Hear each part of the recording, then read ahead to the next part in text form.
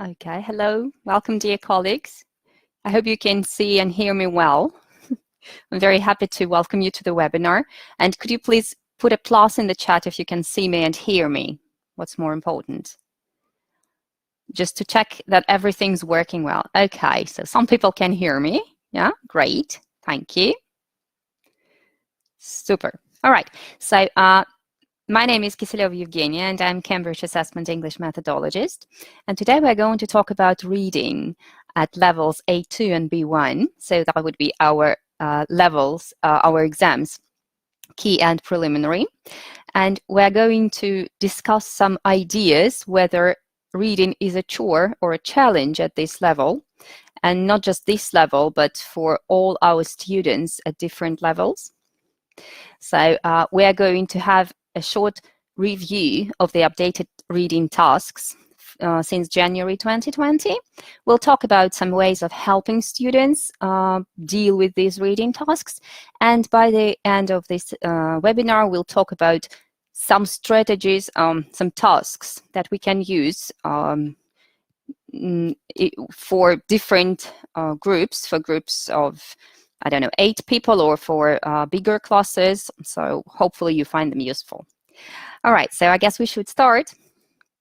And first of all, before we start talking about different strategies and tasks, let's just determine what reading is. Because many of us, not us as teachers, but many of our students and many people who don't have any methodological background think that if I know the letters, if I can decode them and put them into words, it already means I can read. However, in the context of exam preparation, we see reading as a different skill and as a separate skill, which is worth teaching in its own right. So when we speak about reading as a skill, it's the process of readers combining information from the text and combining it with their background, with their knowledge they have about this world. And the goal of this reading is not just decoding separate words, but is reading for comprehension of the whole text. So, reading as a skill is a combination of different strategies that our students and like our candidates can use to achieve some results. So as you can see from this picture, which I took from Practical English Language Teaching, we can see that what reading consists of. So that would be strategies, fluency, reading fluency, the text that we have, and the reader. So all these parts are essential. We can't just take the reader and the text and expect that it's going to be a success. So we need all 4 components to combine successful reading. And when I speak about strategies, I also mean some sub-skills, reading sub-skills that we have. When we speak about fluency, that would be how effectively the student can read. And if we speak about fluency, we can say that a fluent reader is a person who can read about 200 words in a minute and understand about 70% of it. So that is a more or less exact definition of a fluency of a fluent reader. Then we also have the text, so what we have to work with, the material, and the reader himself with all his background knowledge, with all his language abilities, linguistic abilities, probably some learning style that the person has, so all the features that the person has. And when we combine all these things, we get successful reading. So let's have a closer look of what are the problems that our students might face when they are taught reading as a skill. And I'm pretty sure you'll recognize a lot of them. So when we speak about reading and we speak about teaching reading, for example, in my class, very often when I tell my students that today we're going to do reading, I can see really unhappy faces. And there are several reasons for that. So first of all, our students don't like doing it. And there are certain reasons. They don't see reading as a skill. Again, if I can decode, that means I can read. Why should I do something else? Why should I learn how to do that again? The second reason why our students are not happy with reading lessons is that they don't know some reading strategies, or these reading strategies are not their skills yet. So they don't know how to apply them, and sometimes they don't know that these reading strategies even exist. So it's our challenge for us as teachers to introduce them to the approaches, how to approach the text, how to deal with it, and what to do first, what to do next. Also, and this is a very common problem, especially for adults and like teenagers, when they're overwhelmed by the amount of unknown vocabulary. Too many words they don't know, and what they start doing slower, and as a result, they don't get the meaning of the text. So there's been some research that discovered that it's much more effective to read the text twice and probably miss the meaning of some words than to read it once but slowly. So it's better to read it twice but faster, and then it's more effective. So, and this is about the reading rate. Very often, when they don't know the vocabulary, they don't know the strategies, they result in very low reading rate when they try to figure out the meaning of each separate word. However, this is not what a reading for comprehension is about, at least at the initial stage. The next problem, and I'm pretty sure we all know it, and we all face it, that they don't read extensively outside the classroom. So I don't know, fortunately or unfortunately, but this is these are people of a new generation who have a lot of devices and who just don't see any purpose in reading books. And they have other interesting things to do. So they are not used to reading at all. And as a result, again, this is the reading rate which suffers. And also they don't have enough exposure to vocabulary. And they do it both in their L1 and their L2, especially L2 suffers even more than L1. So the next point would be that students don't see any improvement. They start reading, they don't apply strategies, they don't know how to do that, and they think that, okay, I read slowly, I don't understand a lot of words, and I don't develop at all. So I have to see the results, I need to see the results, and I need some assessment, I need some background feedback from my teacher. And the last one, which is probably the most common, they think it's boring. So to solve this problem, we need to find some activities. We need to find authentic texts, or at least with some authentic language, authentic elements in it, which would be relevant to our students' age and relevant to our students' interests. Also, if we teach them some reading strategies and reading becomes a well-developed skill, it is not as boring anymore because they can see the result. Again, it's the feeling, the sense of achievement.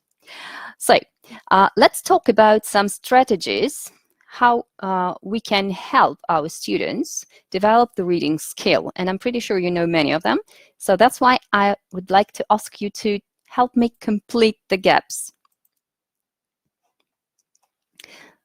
So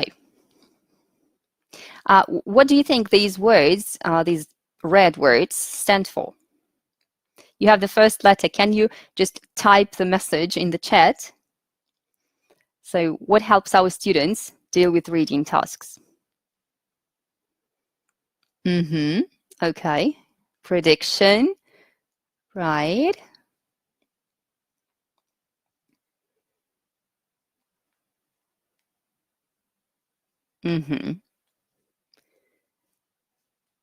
Right. Prediction. What about the S word?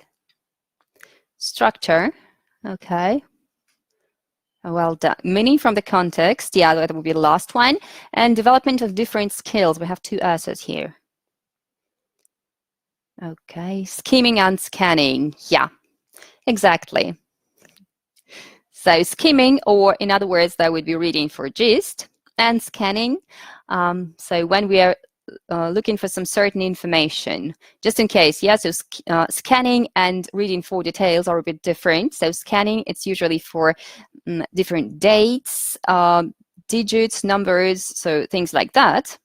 And details, it's more about, it's more focused on vocabulary and meaning of separate words.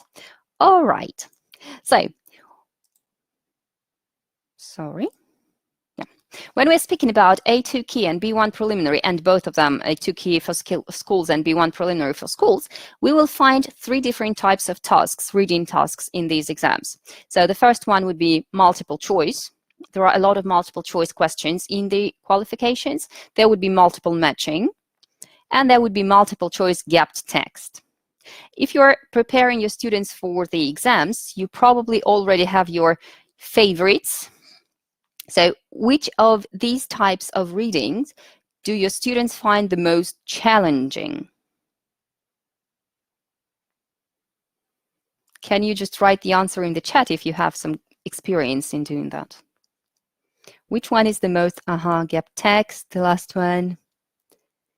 Yes, exactly. So multiple choice gap text is one of the most challenging tasks, and it's not only true for preliminary, it's also true for first, advanced, and proficiency. So this type of text, this type of task causes the biggest number of difficulties. So today we're going to have a closer look at how to deal with that. But we're going to do it a bit later. All right, so just a brief overview of the updated tasks that we have in our qualifications. So in the first part of key and key for schools, it's going to be called reading and writing because it's only for preliminary when reading and writing are separate parts now. For key, they are still that's still a combined part. So the first part will be now. They will have a short notice or advertisement or something like that, and they will have 3 options. The task is to choose the best option to describe the advertisement. So they have to focus on understanding the main message. This is the first and the most basic task for reading. A similar type of task is going to be for preliminary and preliminary for schools. The only difference here would be the complexity of language. So again, 3 options, and just choose the one which describes it best. The most effective strategy of dealing with this task would be, of course, using all the reading sub-skills, like reading for gist or skimming first, prediction first, looking at the pictures, looking at some titles of these advertisements, and then just reading it for gist. Then reading it for details. So we'll talk in more details a bit later about the strategy. And now, so I would like you to have a look at the types of text we might have in this task. There would be notices, different signs, instructions, emails, short emails, of course, messages, notes, and postcards. So they will all look like real notices and have some multiple options. So I have here 6 examples of exam tasks, 6 examples of notices that our students might find in the sample papers or during the exam. Some of them are for key, some of them are for preliminary. Could you please try to identify which of these short notices are for A2 key? And just write the letters in the chat, which are for key.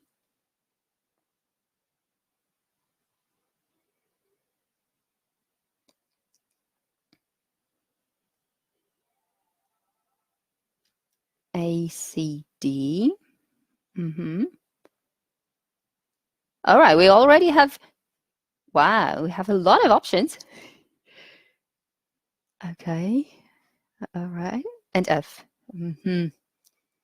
A, C, D, and F. Okay, so that would be 3 and 3. D, C, F. So we all agree with D.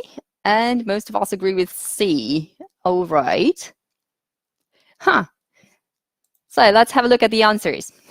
So A, D, and F would be for key, and B, C, and E would be for preliminary.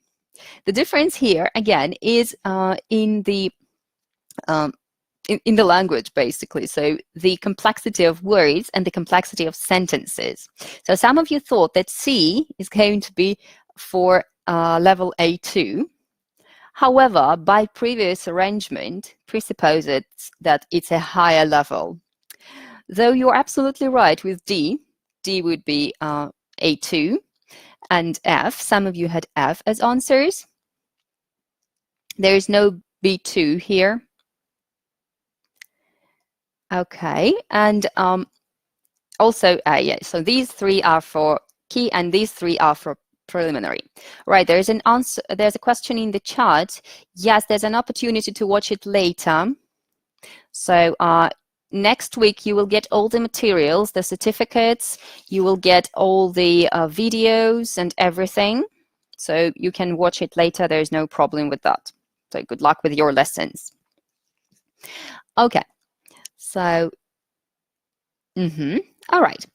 So let's move on to the next type of task that we have. Again, it's a multiple choice, and in the updated format, we don't have any more. The right, wrong doesn't say options. It's going to be just A, B, C, and again, just first general understanding of the text, and then some details. So 3 options, multiple choice. No right, wrong doesn't say. Most teachers said, yes, that's great news. So preliminary for schools, that would be having some descriptions of people, and they need to match it with short texts. There are 3 extras, so be careful with that. While you're doing this, while your candidates are doing these tasks, it's important to read for gist again, and then read for details, and underline all the possible matches in the text and in the options. All right, let's move on to the next type of task. Again, a multiple choice. Now it's for key and key for schools. They have a longer text. Again, they have to choose the correct option. So the same rules, prediction, they have a picture, which is quite helpful. And after the prediction stage, again, gist, details, then choosing the answer. Okay, so part 3 for preliminary and preliminary for schools is going to be, again, a longer text and 5 multiple choice questions with 4 options. There is no more question about the writer's purpose, which is also great, I guess. So, so they don't have to identify it anymore. All right, so when we're speaking about some tips of approaching a multiple choice task, we need to mention that, first of all, I don't have this stage here, yeah, but we, of course, we have it in our minds that, first of all, it has to be prediction, and then we read the text for gist, get a general idea. Then they read the questions just to understand what they need to look for. And it's a good idea not to choose the option until they read it for the second time. So first the text, then the questions, then go back to the text. And only after that, after reading it for the second time, they should choose the best option. Also, it's important to remember that all the questions and all the answers to these questions are in the text in the order of the questions. So they don't have to jump from the beginning to the end, because everything is just going together. Okay, and this is our favorite type of task. We all love it. So this is the gap text. It now exists only in B1 and B1 preliminary and B1 preliminary for schools. This is a completely new task, and we suggest that this task is introduced in order to put preliminary in line with higher level exams. So this task is quite a challenging one. It's a long text where students have to process a lot of information and they have to find some logical sequences. So this requires more developed cognitive skills already. And also it is introduced at an earlier age, because some years ago we only had this task in the FCE level. Now we have it at preliminary, and the more our students practice starting from a lower level, the better results they have when they come to CAE or CPE. So now we have this connection between the exams. So let's have a closer look at this type of task. They have a long text, yes, with 5 gaps, and they need to complete these gaps using the options given. This task is challenging because there are, first, more options than gaps, and this task is quite lengthy, so sometimes our students zone out while reading it. That's exactly what we need to avoid. And this text is more focused on finding the logical structure of the text, finding the links in the text, links between ideas and links between some sentences in the paragraphs. So what I suggest doing while we're taking the exam and having this task. So first of all, as teachers and as candidates, they will have to read the title. They have to activate some background knowledge. And remember, at the very beginning of the webinar, I told you about this background knowledge, the reader, who is an integral part of the reading process. So this is when his or her background knowledge comes into play. So we read the title, we try to identify what the text might be about. This is our prediction stage. Then we would read the text very quickly. First the text, only later we read the options, and understand what's the general idea of the text. Then we would need to read it for the second time, just to get a better understanding. And during this phase, we will need to underline some reference words or phrases which help us connect the previous sentences. So what can be helpful when we're completing it with some options. After that, we can read the missing sentences, so the options. Look for some connections, some language links, and only after that, match the gaps and the sentences. Match the gaps that you are sure about first, and then, well, choose from the rest. What is important? So basically the structure is, first you start at the text level, read it twice, then you go to the paragraph level, and then the sentence level. So get the meaning of the whole text, get the meaning of each paragraph, the main idea, and then get the main idea of each sentence. Only after that, try to match it with the options. While your candidates are matching the options to the text, they should pay attention to some special words and phrases that would indicate time, cause and effect, now some linkers, some contrasting arguments, some paraphrasing of vocabulary, so that's the word level already, use of pronouns and proper nouns instead of names, for example. So here we're talking about referencing and substitution, and then repetition of words and ideas, and some verb tenses. So all these points are to be taken into consideration while they are doing this gap text. So let's have a look at an idea what our students might do, and it might be helpful for you as teachers to practice this. So you might introduce this kind of a table where your students complete with some ideas, some textual clues.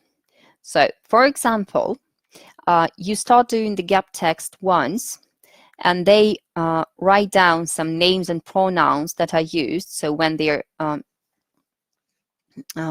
when pronouns are used instead of names, like referencing again. I don't know, they write some examples of verb tenses, they write examples of linkers for cause and effect, things like that. And they keep doing it every time they have these type of tasks. So in the end, they create kind of a portfolio for a gapped text. This might be helpful for them in order to learn how to find these textual clues, because the task is really quite challenging. All right, so yes. When we're planning, let's talk a bit about planning. When we're planning a reading lesson, every time we will have more or less the same structure. And this time I'm talking about top-down approach to reading, when we start with the general idea and then we kind of narrow the scope and have a look at the vocabulary items. You might, if you like, you might try out the bottom-up approach when you first start with words, but judging by experience, top-down is better, because this is a strategy they can use during the exam. And this is an example of a lesson structure for a top-down reading lesson. So again, it's going to be prediction. Then you probably would find it important to pre-teach some blocking vocabulary, because remember, your students have to understand at least 70% of what they read. And some words can interfere and they will start reading slowly, which means they waste time. And again, remember, I told you it's better to read it twice but fast than to read it once but slowly. So make sure your students have appropriate pace of reading. That's why you need to pre-teach blocking vocabulary. And also this prediction stage and blocking vocabulary stage, they will help you activate schemata, activate all the background knowledge about the subject. Then there would be reading for gist. Yeah, I've mentioned it already many times, reading for details. Then you will have some comprehension questions at this stage, yeah, reading for details. And if it's an exam task, you will do the task, you will pick some options. If it's just a lesson, then you can move on to inferring the meaning of vocabulary items, just to extend their vocabulary and help you with the next lessons. And then you will have a follow-up activity of speaking or writing, because we can't just have a reading lesson without any production, right? And in this case, our text will be a source of language, a source of exposure, can be a model for writing or for speaking. And anyway, we need to have some productive task at the end of the lesson. So what else? I would like to mention that I guess I've already talked about some poor results that our students demonstrate while they are not used to reading, reading for comprehension. They might demonstrate really, they might underperform, let's put it this way. So another consequence of that is that they not only underperform during their reading tasks, they also underperform during their writing tasks, because obviously they are interconnected. So the more reading you do, the more models you have for your writing. Yeah, the more reading you do, the more reading your students do, I mean intensive reading, the more language resource they have for their speaking. So these three skills are interconnected. Okay. So what can we do? Let's have a closer look at the prediction stage first, and we're going to talk about some activities that we can use here. And when we speak about our candidates, our students who don't like reading, who see reading as a chore and they just think it's boring and they're not going to do that, what I suggest doing is just to make them curious, because curiosity is one of the best motivations for us, for all mankind. We're always curious about something, and if we want to know what's going on, if we have this kind of enigmatic, I don't know, seed, we would definitely read it up to the end. So what I would suggest, for example, at the prediction stage, we can use this technique, this interaction pattern, let's speed dating. If you've been to speed dating, you already know what it means. If no, you probably have used something similar during your lessons. So the idea is that you put your students into two lines facing each other. And then you provide a question. It's really important here to make the question in such a way that it would provoke some curiosity in your candidates. So it can be just a line, just a sentence from a text. It can be the title of the text. It can be a picture about the text. And your students will have to talk to the person in front of them and discuss what this text might be about. So if the text has this illustration, what might it be about? Set a time limit. It's important here for like 30 seconds, probably, depending on your level and on your students, of course. And after 30 seconds or a minute, they move to a different person and try to discuss it again using some ideas from their previous partner. After some time, you might ask them, you might give them a different task, like try to predict the vocabulary you might see in the text. Try to predict what is the layout of the text, where can you see that? So a lot of things that can be predicted about the text. After some rounds, you may want to finish it. And by this time, you already have some ideas, some predictions your students will need to check to prove, and you already have some emergent language. So this is where the blocking vocabulary comes into play, and probably they already suggest some vocabulary from the text that you won't have to elicit it from them. You can put it on the board, discuss it, so there's a lot of speaking involved also, and then some more vocab that you think they would find difficult from the text. So it takes some time from your lesson, but it can't be, I don't know, it's really invaluable. And only after that, they read a text to check their predictions.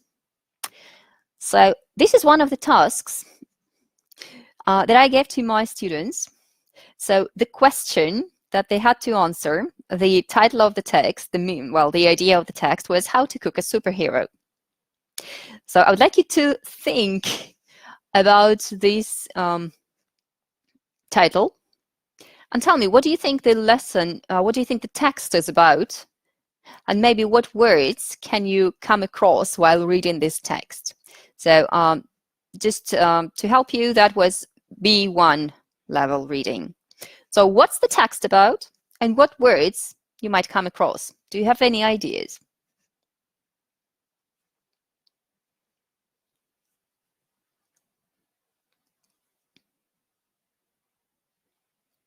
Cooling, cooking lesson, okay, making cakes. So I have both here, yeah, a title and a picture. Cooking, okay, a special kind of cooking, Inner power, wow. So something psychological, you never know. What? You have some great ideas. Building up character traits, why not? So you already have some danger power strong. Healthy diet. So eating a superhero, is it healthy or not? Okay. A superhero diet, probably. What about some danger power strong? I think this is vocabulary that we can see there, right? Recipe, vocab, history of a sponge cake. Woo! Seriously, you have great ideas how to grow up a talented child. Love that. Okay. Any other words apart from power, danger, strong that we can that you expect to see in this text? Talent, grow up, so some phrasal verbs. Why not? Cooking. Okay, abilities. Okay. So a lot of emergent language already. Okay. Make a superhero from an ordinary man. Well, I know one idea. You have to find a radioactive spider and you become a Spider-Man. So some recipe, ingredient, whisk. Okay, so let's have a look at the actual text. The name of the text would be, what are the essential ingredients of a typical superhero film? So people who, people who think that it's going to be a cooking lesson, we have some ingredients, yeah? You already have this background, you activated this background knowledge about ingredients. Yes, and some superpowers. We had these abilities of a superhero.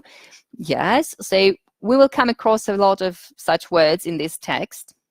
And even you, just pay attention that now you are not really discussing it in the chat, but you already came up with some nice ideas. This is exactly what happens when your students do that. And if the question or if the picture is really unusual, that's the moment when they are motivated to know something more about it. So this particular text was taken from Compact, Cambridge University Press, a new book issued in 2019. So it is an exam preparation book. Okay, so let's think about a different type of task. So we were talking about prediction stage, we were talking about activating some background knowledge, some vocabulary, and now it's time to read for details. So here on this slide, you can see different pictures, different notices. Which task of the exam do you think this would be appropriate for? Remember, which part of the exam?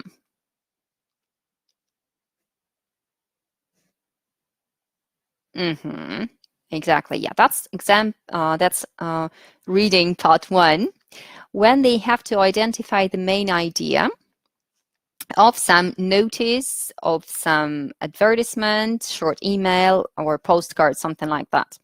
So what I have here, of course, these things were not taken from some sample papers. I found them on the internet. You can find your own pictures. It depends on you, so you know your group better. These pictures are more appropriate for preparing students for key and preliminary. So probably for school kids, it won't be that appropriate, but again, you know your groups better. So I suggest finding some funny or unusual signs, notices, postcards, and then putting these notices, putting these images, let's call it this way, have some envelopes, put these images on the envelopes and put the envelopes around the classroom. So your students will have to stand up and walk a bit. So some exercise during the lesson never hurts. Well, you divide your students into groups of 3, and every group of 3 gets some pieces of paper. You can use Post-its, or you can just cut A4 sheets into pieces. It's important that every group has a different color, and they have the number of papers the same as the number of your images. So you distribute these papers, or you can also use just different colors. So you will have a team which writes with purple felt pen, for example, another team which writes with red. So you got the idea. What they have to do is to stand up, and in a group of 3, come closer to the envelope with an image, read it, first some predictions, so what it could be about, yeah, what does it look like, and then some details. They have to paraphrase the idea from the notice and be as precise as possible. When they do it, they write just one sentence, put it into the envelope. When all your students read one sentence about each picture, they can take seats. You take the envelopes and distribute them. So one group gets like one envelope or two, depending on the number of your students. After that, they have to take the options and choose the best one. So which one best describes the ideas from the image? When they choose it, they need to prove it, yeah, underline some keywords, underline some ideas on why they think, so defend their opinion. And after that, they choose which team has the best option. So there is a lot of there's some competition involved, and as a result, you will choose which team has the biggest number of nicely written options.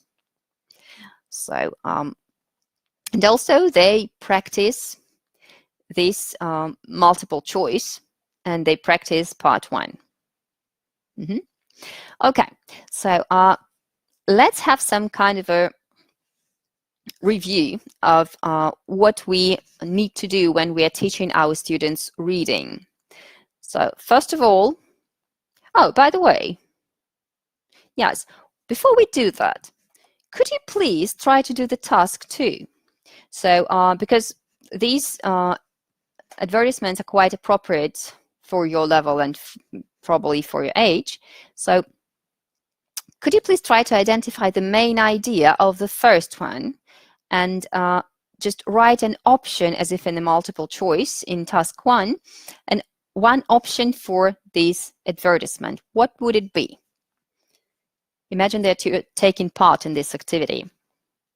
What would it be?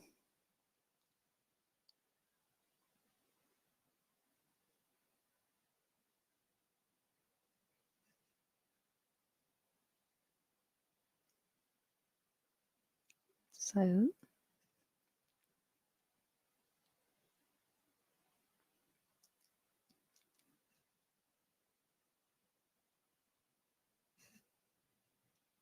it doesn't necessarily have to be very long, yeah? But it has to be nice. Preserve, well, probably a bit longer than just one word.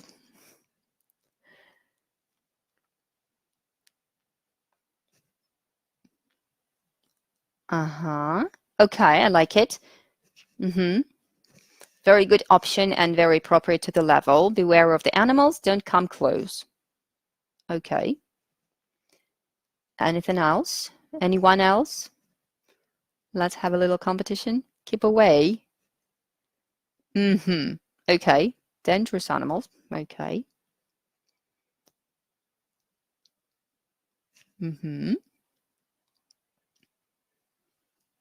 So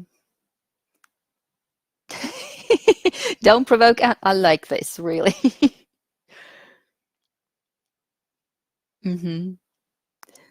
Okay. So probably you can think about the other two. Being too close to fences might provoke some unexpected circumstances. Dangerous animals are in this area, don't come too close. Okay, so you have a lot of great options. And you see, when you're doing it, you're trying to paraphrase, you're trying to use your linguistic resource. This is what your students can also do, especially if it's quite a good B1 level. And also this task is going to be interactive because they will have to discuss some ideas and they will have to think together. All right. Thanks a lot for your options. So let's have some short, don't provoke the cat. There's no cat. Oh, it's number two, I guess. All right. Thank you. So let's have a short review of what we had during this webinar, and then you will have some time for your questions. So first of all, if we speak about effective reading, first of all, we need to consider all the parts of the reading process.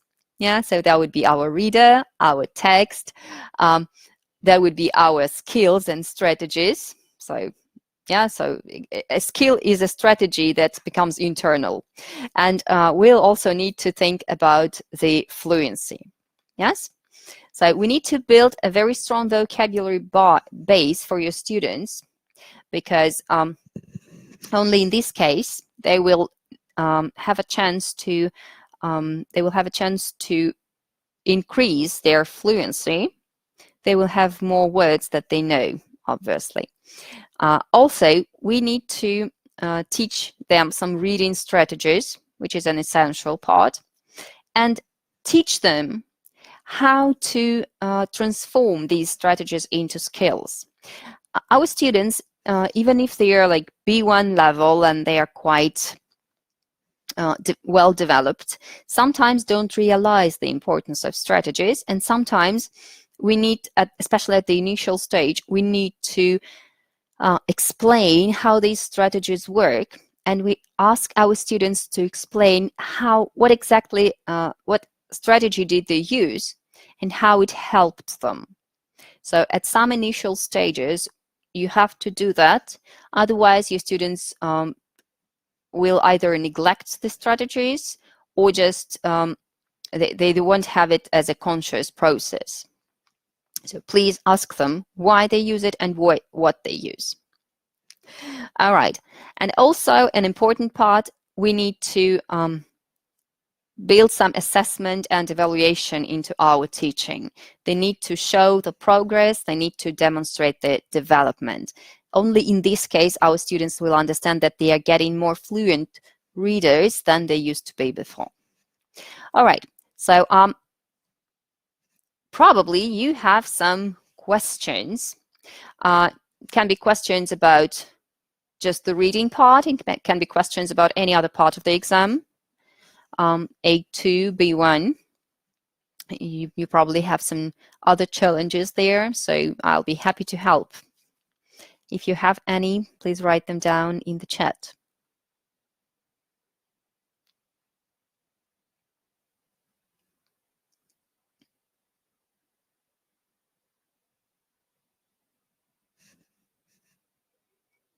So,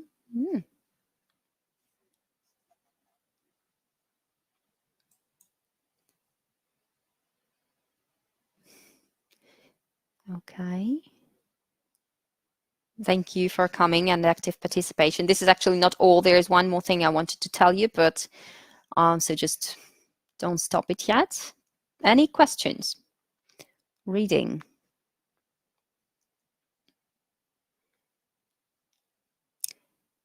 Reading section, yes. Well, reading in B1 and I wouldn't say it's considered the most challenging, but unfortunately, this is the part where our students, our candidates demonstrate some the lower results.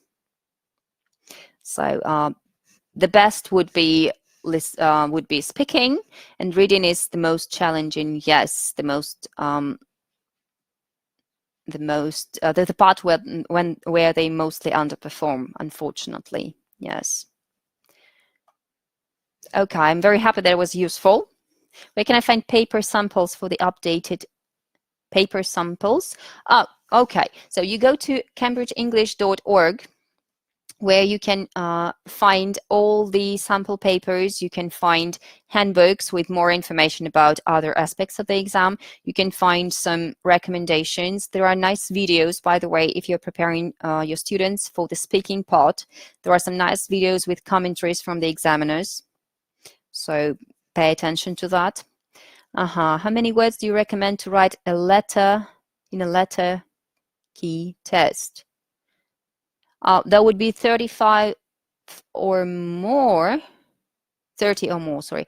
Or 35, sorry, I don't remember it right now. I would recommend probably like 50, not more. So pay attention that the time is limited. And if you write too many words, of course, it's your chance to demonstrate your vocabulary and grammar, but also you might make more mistakes. So be careful with that too. And you have the answer sheet, which is your limit. How much time it's better to give children for paraphrasing stage? I'm not sure I understand about the paraphrasing stage. I'm not sure I understand your question. If you could just change it a bit, so I'll probably try to help. Can recommend a textbook to prepare for reading, I guess. Most of the recent books have reading as an integrated skill, and you just take the one you like, the one that you think is the best for your group. So I don't think I can recommend something in particular. Me personally, I like Prepare series. So it's quite nice. Paraphrasing notices. Which part of the reading lesson shall we integrate it in? That would be your reading for details, because they have to read for details. They have to find the words to paraphrase. So first of all, you need to talk in general about what notices you might have, where you might see them, because the way they look is quite informative already, and then reading for details. So what are the best internet websites for practicing new changes? I'm not sure I can help with that, to be honest.